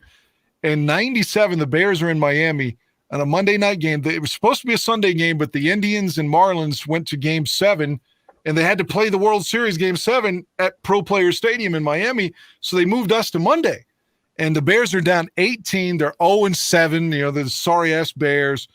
And Kramer leads a comeback in the fourth quarter, and one of them, he had Chris Penn wide open in the end zone. He throws it he overthrew him, and you could just see Kramer sick, like, shit, And they come back with the exact same play. They got the exact same coverage, and he hit Penn on the next one for a touchdown. You never see that anymore. The gall to come back with the same pass play when the quarterback has an errant throw, and then like you run the same route and he's open again. Like the Bears never do that, but he did it in 97. Chris Penn scored, and rest is history. I'm going to piss now. I'll be right back. Leave on a high, Dad. Leave on a high. Do you have to pee too, Chris? No, for some reason, I'm like a camel. I just go for hours, even when I'm out having a drink. I just seem to go for hours. So I've either got something wrong with my prostate, or I just seem to go for hours, mate. So no, I'm fine, mate. I'm fine. I mean, I'm going to have to leave when we finish this hour because I've got to get up in about 2 hours' time. But oh my goodness. Yeah, I don't even know it's 20 to 3 in the morning over here, so I've got to get up about 6. Well, I probably can stretch it to about 7 actually. So I'll have to leave you and let you and Dan do the last hour. But I'm like this weird camel. I can just keep getting it down and just keep. I think it's because I used to go to a lot of concerts when I was younger, and the last thing you want to do is sort of, miss your favourite song from a band. So I used to just stand there, even though I thought I'm going to piss down my leg, I'd just stand there going, I'm not going to miss this song. I'm not going to miss this song. So that must have been the start of the camel bladder. Yeah, well, you're apparently your prostate is doing pretty well too, so you have everything good going for you there, buddy. Cool. Well, that's like I never thought I'd be talking about a prostate on a Chicago Bears show. Well, we did lose, so yeah. It feels like the loss felt like a prostate examination. No kidding, right? Well, you just let us know whenever you have to go, buddy. I know that you're 5 hours ahead of us, so. No, I'm fine until about 3 o'clock. Until the end of this hour, I'll be fine, mate. I don't want to leave on a down or anything. I am sort of fading a bit because it's quite late on, so I don't want to sort of like slump over and look like I'm being uninterested. So yeah, but it's as usual, Dan. It's been an absolute blast talking to you again, mate. And you're doing such a good job on the show, and also as well, the other show you do with the lady, is it Lynn? She's absolutely amazing. Her energy and her football knowledge and her energy, man, it's brilliant. It's brilliant. So I sent her a message after your last show saying how to enjoy what she brings to the show, and but she's really, really, really good, really good. And thank you. Yeah, I keep thinking. Thank you very much, Chris. I always think, God, I wish my mum were a bit like that. No, what Chris is talking about is this amazing woman that I found. Her name is Lynn Hayden, and she has her own Bears podcast called Let's Talk Chicago Bears on YouTube. And I thought this woman is awesome. And she's got just great personality, and she's got all these different facial expressions and stuff. So I had to reach out to her to see if she was interested in coming on the show. And it turns out she lives in the town. She lived in the town next to me the entire time that I lived, all 30 plus years that I lived there. And like, holy crap, that was weird. So yeah, I mean, for everyone on Barroom Network watching this Bears Country podcast, we have our own YouTube channel. So please go check that out as well. We do a lot of different things on there, and one of them is a show that I've been working on with her that you're talking about, Chris, Lynn Hayden. We're doing a little thing called The Lowdown with Dan and Lynn. So please check that out on Bears Country Podcast as well. By the way, make sure that you subscribe to Barroom Network. Make sure you like this content. We're here for Barroom Network. Barroom Network has been awesome having us broadcast live from their station to kind of give us some exposure, and we're trying to help Barroom out, and Barroom's trying to help us out too. So make sure you like and subscribe to both pieces of content, Bears Country Podcast and Barroom Network, and check out what Chris is talking about. Lynn Hayden is she's a lot of fun. In fact, I have a little bit that I put together for her on the show that I do with her. I can play it for you right now, just for everyone to kind of get an idea of what she's like. She's funny. Hold on, check this out. Absolutely great. Check this out.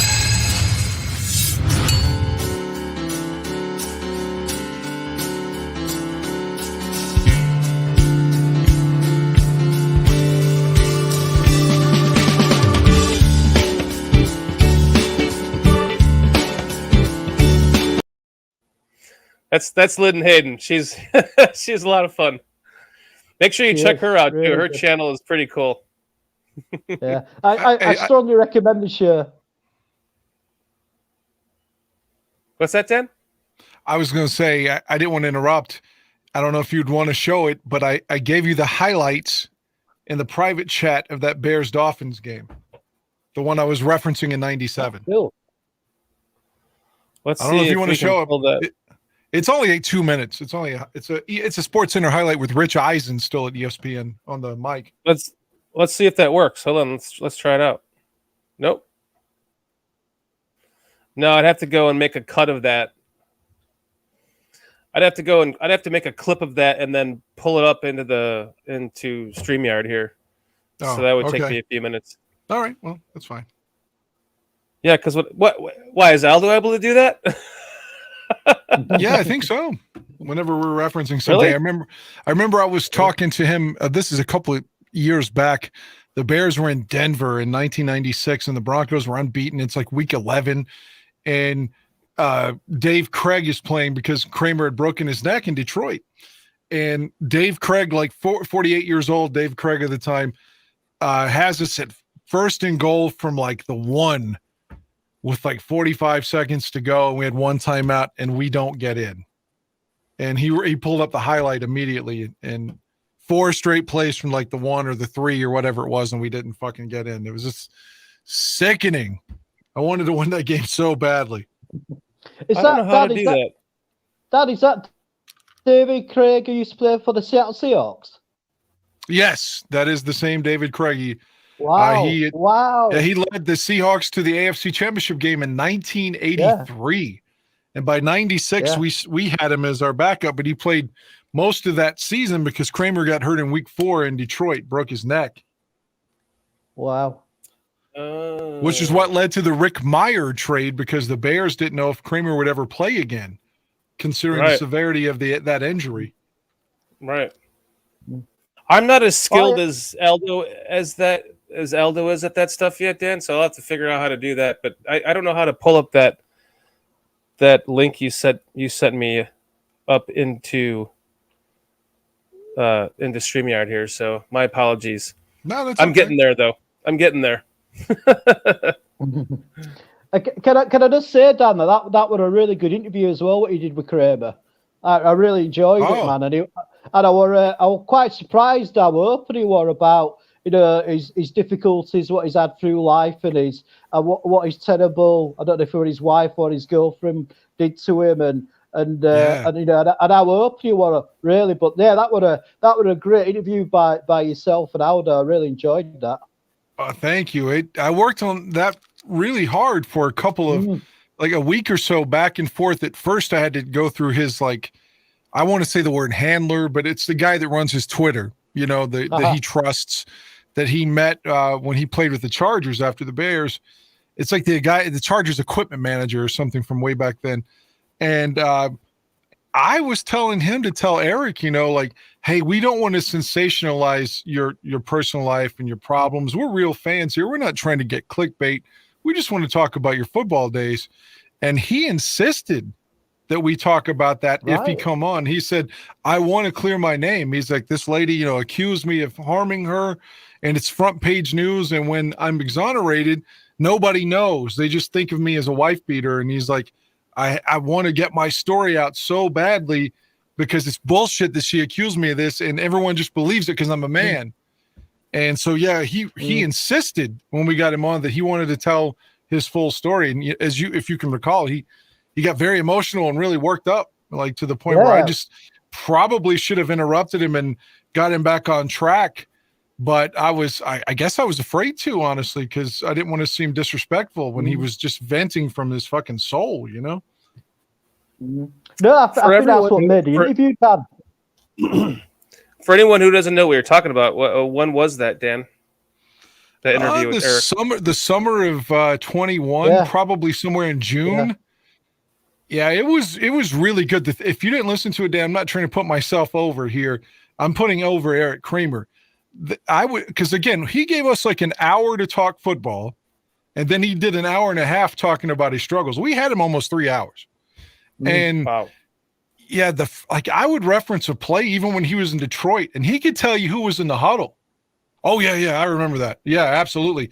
I remember it. He was my second read. Like, he can tell you all of that shit. He is despite shooting himself in the head and surviving. He is sharp on his long-term memory. I mean, it's fucking like, it's unbelievably. Conversely, when I got to talk to Jim McMahon and I was sick, I was so congested. I felt bad. Like, I even thought maybe I had COVID. I didn't. Like, that's how bad I felt. And then Jim didn't remember a lot of stuff either. So I felt like I bombed the McMahon interview, because it was like my job to like make his memory, like I wanted to make him like, oh yeah, now that you said that, you've like juggled, or what's the word I'm looking for? You've jogged my memory. And it didn't go well. I sounded like shit, and Jim didn't remember a lot of stuff, but Kramer remembered everything. I don't think that's the case at all, Dan. I did see that interview with Jim McMahon. I just think that, I mean, you got Jim McMahon. It's just, that's how Jim McMahon is. You did a great job of funneling the questions to him and working around, him eating a cheeseburger and all that shit. I mean, it was a great. In fact, it got me down a wormhole for hours just watching old Jim McMahon film. Oh God, I kind of forgot up until that point just how fucking good he was. I mean, he was 49 and 17 with the Bears. Yeah. At one point, he won 28 straight starts, and the one that he lost was because Kevin Butler missed 2 extra points. 2 in Denver on a Monday night game in 87. The Bears lost 31-29 because Butler missed 2 extra points. And that's something that Bill and I used to talk about.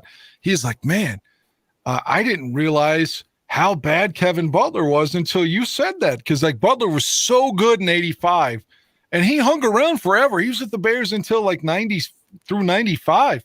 But you can look at, he missed a game winner in 91 from like 19 yards against that was 93 against the Raiders. There were so many game-winning kicks he missed. It didn't matter if it was 20 yards, 50 yards. He had one solid year, and he was inconsistent the rest of the way. I remember that Raiders game. That was one of those fucking just penalty after penalty after penalty after penalty games for the Bears. They were at the Raiders. And they got this one was in Chicago actually in '93. Was it? Yeah, I mean, not to contradict you, but this one was at Soldier Field, and it was a 4 o'clock Eastern game, so it was dark most of the game because it was late in the year in November.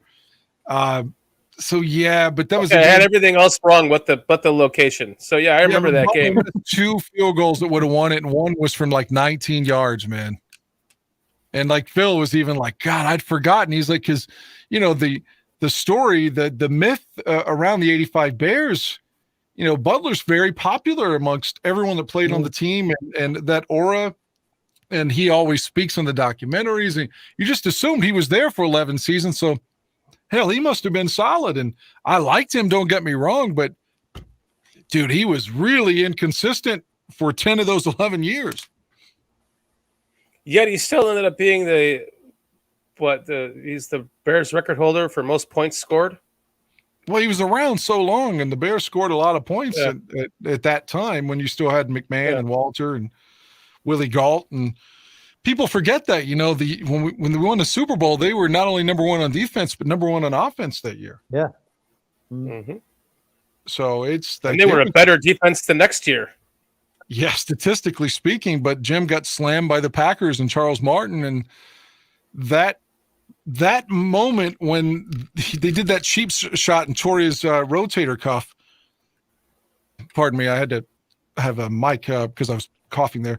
But that injury, that ended, for all intents and purposes, I don't think anyone knew it at the time, but that ended the dynasty right there. Between that and Wilbur Marshall not being re-signed and going to Washington, and then you lose McMahon the way he was, and then you got age catches up. You got Walter retires, Fensick retires, Ditka misuses Todd Bell after he comes back from the holdout in '85. Same with Al Harris, and you got egos, and you lose Buddy Ryan. You trade Willie Gault. There's so many things that just had to go wrong for them not to win multiple championships, and they all went wrong. Mm-hmm. Yeah, we should have definitely won about another 2 championships in that era. I mean, that would have such a glorious time to be a Bear. I mean, that's the time when that's when I got into the Bears and into football. Well, that time, and it was such a glorious time to be a Bears fan. Because we were so competitive. But then again, it's like you just said, Dan, it was like heartbreaking as well. Like them playoff losses, what we had in the late 80s. To Washington and I was so heartbreaking. But I never think Jim McMahon were the same after that cheap shot from Green Bay. I think that really sort of put him back, and I don't think he was ever the same player really. Yeah, I agree with that, and it's unfortunate. I didn't ask Jim that because it's kind of insulting to a guy that still made a couple of Sports Illustrated covers.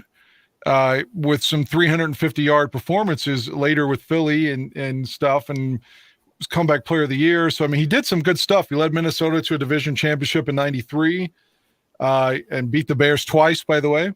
But, yeah, he wasn't the same guy. Like, he really limited his arm to a certain extent when he had a big arm early on. But the most disheartening thing about that is, like, if you go back and you watch '87 week 1, so Jim got hurt in, I think, week 12 of '86, and he doesn't come back to like week 5 or 6 of '87 against Tampa. So he's out for almost a full calendar year, literally almost a full calendar year. And, Doug Flutie lost the playoff game, and then the next year they drafted Harbaugh number 1. So you've got Harbaugh, you still have Steve Fuller, but Mike Tomczak starts opening night. It's a Monday night game. The Giants have just won the Super Bowl, and they beat Denver, beat them by 19 points, and they're coming back to Soldier Field to show us that they're the real champs. The Bears fucking beat them into oblivion that night. They sacked Phil Simms like 9 times and then sacked Rutledge a few times too. And even with Mike Tomczak, they were scoring. They're sacking him. And that game in '87, you're like, oh man, the '85 Bears are back. Even though it's '87, like this team is ferocious again. And then they had that fucking strike, and that intensity never came back after the strike. And then Ditka called the strike players, the spare Bears, he called them the real Bears at that time. And he lost the locker room, according to Otis Wilson. And they never were the same again after that. It's quite weird that you bring up that strike season up, Dan, because Sean Payton played a quarterback for the Bears in the strike season. Well, he actually ended up playing over here in the UK in the late 80s for a team called the Leicester Panthers. So I actually stood next to him on the sideline, because I used to do like the chains for our club, when it was a senior team playing. And so I actually stood next to the guy, and I think he got asked a few times about his time in Britain, but he was always a bit coy about it. So, it's a bit weird you brought that up, Dan, because I was just thinking about it as you were saying that. I'm thinking, oh, yeah, man, I remember Sean Payton over here. And, very weird. That's crazy. Sean Payton was a scab. Not to be political, but he crossed the line. Mm-hmm. A scab. He was a replacement player. The players were on strike. Right. Yeah, he broke the strike. He broke the strike? He was one of the guys that crossed the picket line and was a replacement player.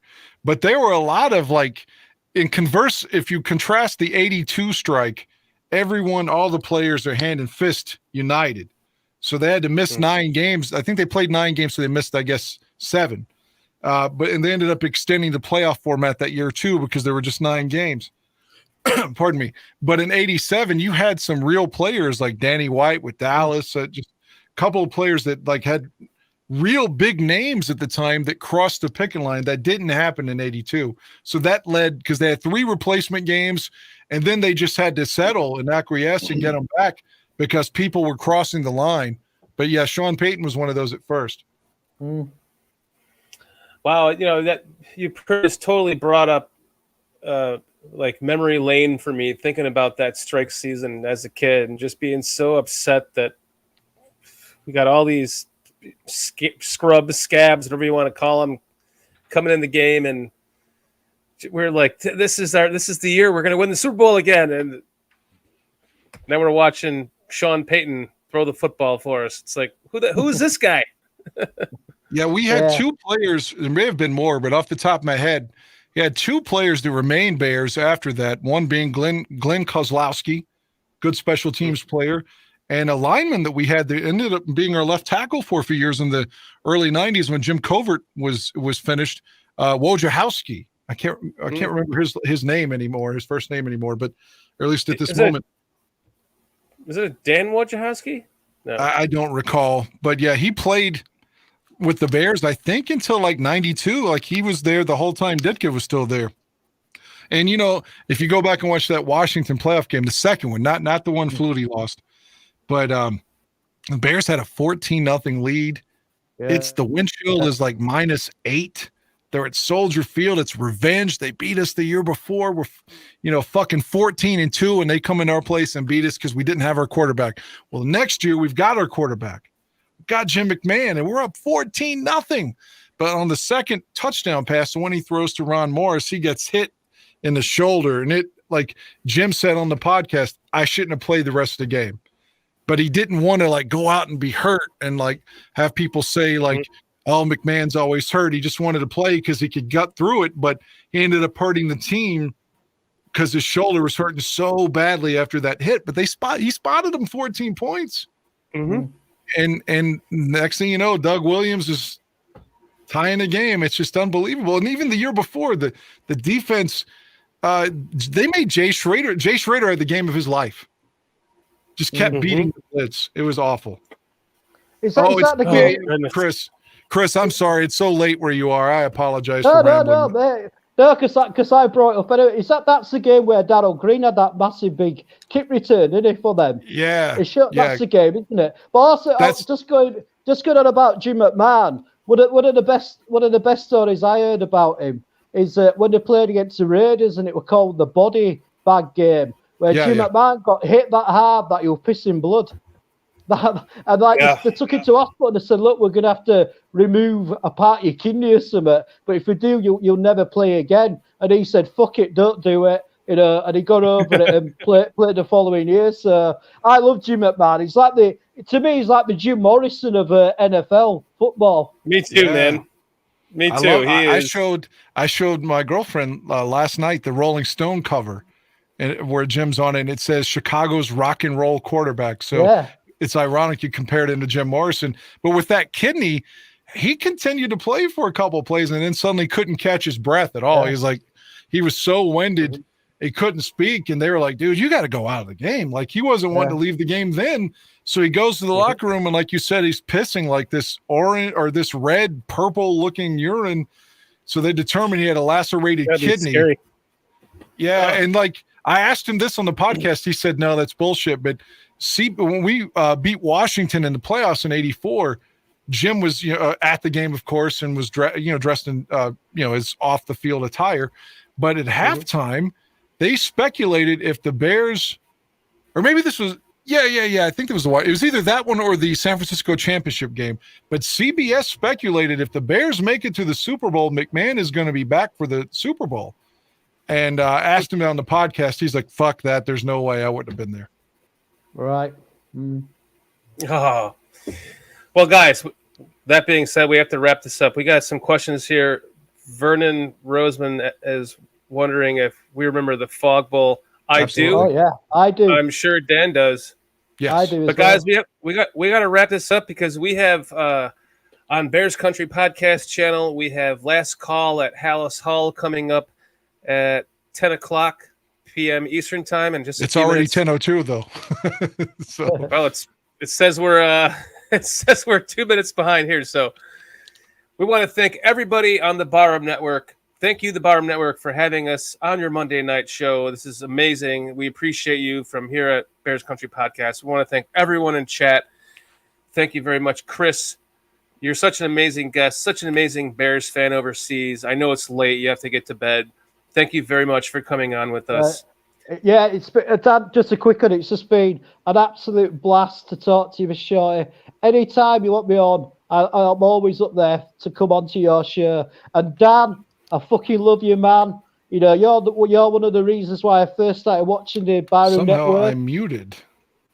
I can hear you. I can't hear what anybody's saying now. It's all bad anyway. That's okay. We can hear what you're saying.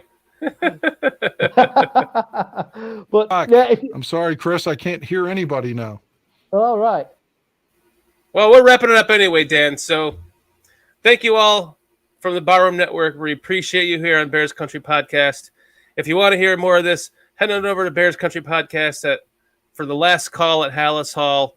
We'll wrap up. We're going to have Kenny Ray on from chat over there, and we're going to bring in your questions from chat and kind of involve everyone from chat. So thank you very much for coming and joining us on this inspiring loss against the Vikings. That's a good way to say it, right? It is. So we go. Thank you, Chris. Thank you, Chris. Thank you, Dan. We'll see you over at Bears Country Podcast for Last Call at Hallis Hall. And ready? 1, 2, 3. Bears! Bears! See you later, Chris. See you later, mate. Take care, buddy.